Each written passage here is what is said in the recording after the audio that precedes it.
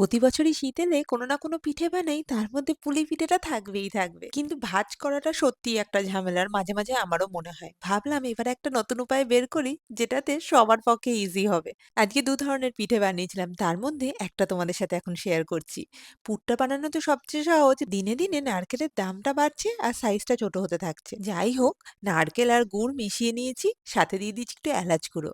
ভালো মতো আঠা আঠা হয়ে গেলেই এটা নাবিয়ে রেখে দিয়েছি। এত কিছু করার পর যখন ময়দাটা মাখছিলাম, তখন খেয়াল হলো যে সত্যিই তো পুলি পিঠে বানাতে ভাঁজ করতে বড় সমস্যা। আমার নিজেরই ধৈর্যে কুলায় না।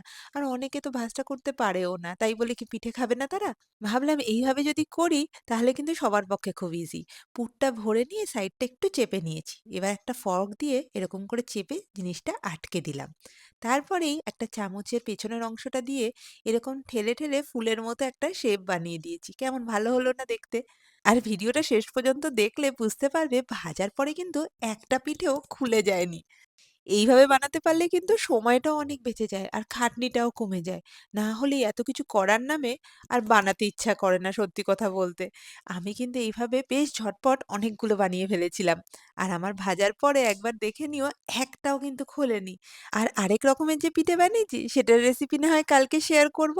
আর তোমরা কি কি পিঠে এবার বানাচ্ছ সেটাও কিন্তু আমার সাথে শেয়ার করতে একদম ভুলো না। আর এই আইডিয়াটা ভালো লাগলে বন্ধুদের সাথে অবশ্যই শেয়ার করো।